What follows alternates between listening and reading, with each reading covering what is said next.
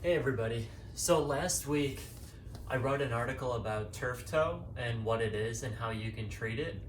And in this video I want to show you how you can handle turf toe in two other ways that actually were not mentioned in the article. Article, by the way, is going to be in the video description if you want to check that out.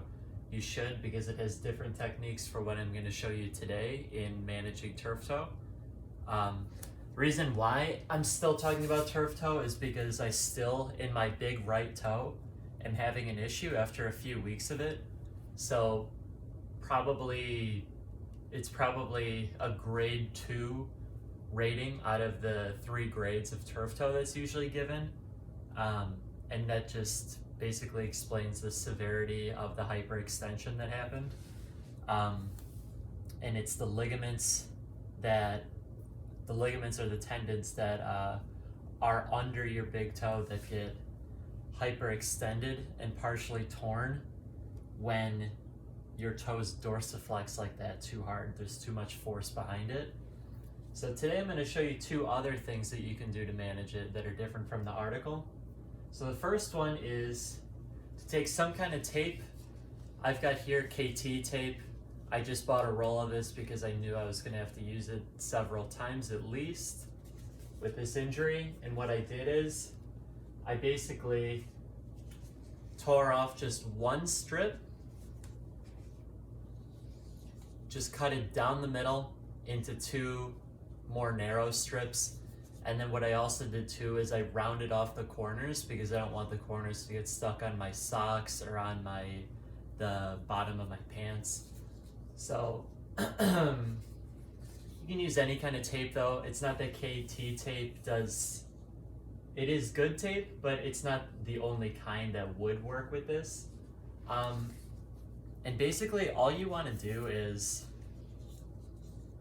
you just want to wrap around your toe so that you are pulling the pressure of your toe downward.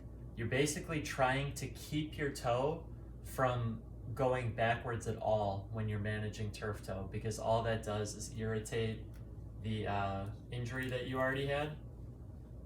So all we're trying to do is just keep it down. So I'm literally just going to start on the inside top of that toe.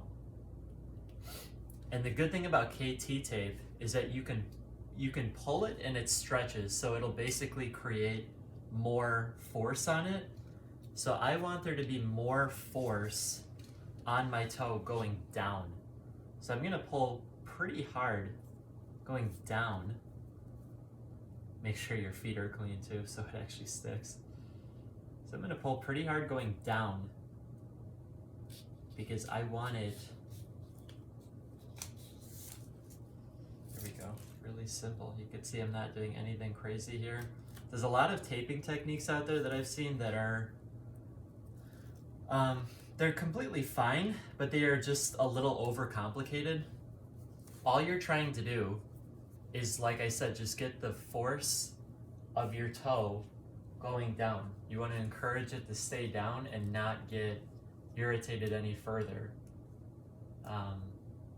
There are other good taping videos out there for turf toe, but I just wanted to show you one really simple way of doing it. So I started on the inside top of the toe. Now I'm going to do the exact same thing with this piece, just on the outside top of that toe. So we're just covering both sides of the toe. Okay. Again, pulling down, wrap it under. Remember, pretty good amount of force on the top of the toe, pulling it down. That's really where you want it. When it comes to the rest of the foot, you're really just attaching the tape to the foot. You don't really need pull. I'm putting some pull into it. I'm not going to wear this tape for that long. I'm just about to go work out. But, you know, most of the pull should be here and then under the foot where it's first attaching to the foot.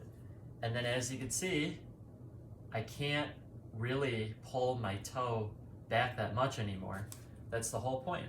It can still move, but it can't hyperextend like it did in the way that it got hurt. So that's the really simple taping technique I do. I've used a couple. Honestly, they all work the same. We're not trying to do anything crazy here, just trying to manage the toe and its pain. The other thing I would recommend is I only own minimalist shoes at this point, so I don't have shoes that have a thick sole anymore. But for you struggling with turf toe or toe pain, anything else that might have happened, and you need to take the pressure off your toes, wear a thick sole shoe for the time being. I know that I always talk about not doing that, but if you do have access to thick soled shoes, so this part of the shoe, the platform that you actually stand on in the shoe, that you want to be thick. And the reason why is because when your toes are hurt and you need to heal them, you need them to get a little bit more rest, but you got to walk or, get some light exercise in. I don't want the sole to be bending too much because that means my toes are going to be bending more. That means it's going to require more of my toes. And just for this exception, for a toe injury, I don't want that. In any other context, I want that. I always talk about, you should swap your shoes out for minimalist barefoot shoes, whatever we call them. For this instance, though, keep it as thick as you can. And that's why I pulled out these, because these are probably the thickest soles that I have right now. They are older shoes, but they're at least like trail type of shoes. So they're kind of thicker on the bottom. They have good traction on the bottom.